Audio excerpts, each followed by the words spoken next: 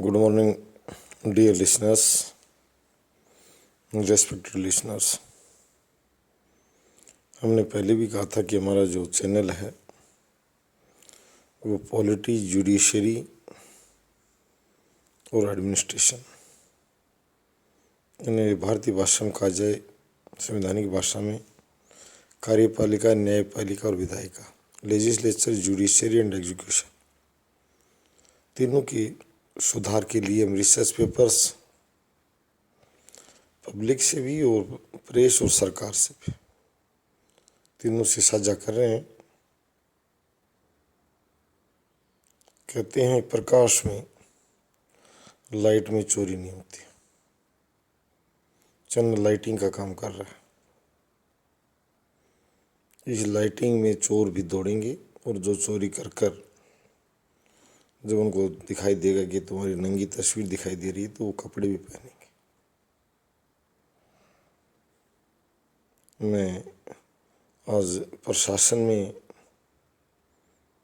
जो व्याप्त खामियां बहुत छोटे स्तर पर बड़ी नहीं हैं, रोज अखबारी सुर्खियां बनाने की जरूरत नहीं, बड़ी साधारण है। बार बार सुनने होता राजस्थान का वो अधिकारी पकड़ा गया, हरियाणा का वो पकड़ा गया, यूपी में वो पकड़ा गया, यानी एक अखबारी सुर्खियां बनी रहती हैं। इस चीज़ को रिसर्च पेपर के रूप में हमने शोध किया है कि रोज अधिकारियों को चर्चा का विषय न बनाया जाए। अपराध के अनुसार इस अपराध के कारण के तहत हम गए हैं, जाना है, पहचाना है, कारण और समाधान। प्रमुख बात जो हमारे सामने आई वो ये है कि ये अधिकारी को जैसे कल देर खतक डीटीपी हरियाणा सरकार का डिस्ट्रिक्ट टाउन प्लानर को गिरफ्तार किया गया। उससे पहले गुड़गांव कमिश्नर राहुल सेतिया का नाम चर्चा में था कि अपराधियों से सांठ-गांठ पकड़ी गई। राजस्थान कोटा में एक अधिकारी को पकड़ा गया था, एक्साइज ड्यूटी वाले को, कि भाई 1 करोड़ रुपये रिश्वत के साथ पकड़ा गया। तो मैं कहूँगा कि इनका नार्को टेस्ट जरूर कर लिया जाए। अदालत से भी मैं चीफ जस्टिस साहब से प्रेयर करूँगा कि वो इस मामले में अपने विचार दें। आजकल मीडिया में सुधार पर भी इस तरह की बातें दे रहे हैं, बड़ी खुशी मिल रही है। खामियों की तरफ भी संकेत कर रहे हैं। विजय माल्या के मामले में जैसे उन्होंने कहा कि dead wall, honourable supreme court ने कहा कि अब उसको आदेश हम देने से हमारे जुरिडिक्शन में नहीं रहता। नहीं, ये रिसर्च पेपर ने कहा कि जो लोन की कंसेप्ट है कि क्या जब्त किया जाएगा। ये पुराने ज़माने से हमारे देसी साहूकार भी ऐसे देते थे कि आप 100 का रखो 60 ले जाओ। हमारे बैंक भी ऐसे देते हैं, 100 का रखो 60 ले जाओ, 80 ले जाओ, इससे अधिक नहीं। तो ये बातें देखने में है कि उसका क्या रखा गया था जो जब्त क्यों नहीं किया गया। व्यक्ति तो भग नहीं जाए, मर भी सकता है। और उसके गारंटर कौन कौन थे, किन लोगों ने उसको, क्या हमारी कानून व्यवस्था ऐसी है कि कोई भी अपराध करके भग सकता है।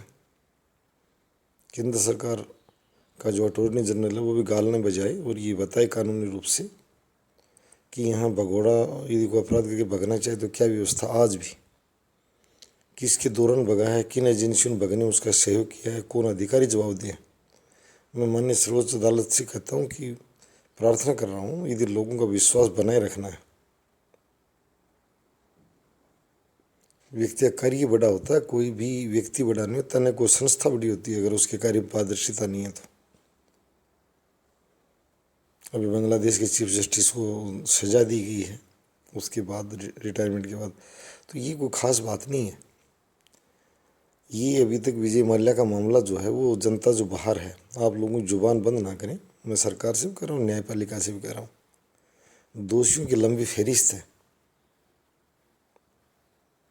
अपराध विज्ञान की हमें समझ हम इसलिए करें कि ये ढंग से मामला निपटाया नहीं जा रहा, कहीं नहीं जा रहा। पैसा दिया था, चोर नहीं तो चोर की माँ को पकड़ लो, वो तो यहीं बैठी है जिसने दिया है, वो तो बैंक लुटा देगा। भ्रष्ट व्यक्ति वो है, भ्रष्टाचार किया गया है, जो बैंक लुटाया गया उसमें उस समय के तहत वित्त मंत्री, वित्त सचिव जैसे भी लोग जो शामिल हैं, कंसर्न बैंक का एमडी वगैरह, उन सबको नामजद कर लिया जाए। और जो भगाने में जो मदद की है, ये चाक चौबंद के नाम पर एजेंसियों को जो हमारे टैक्स से जितना पैसा लेकर और नियुक्तियाँ जो दी जा रही हैं, इनको भी मैं कह रहा हूँ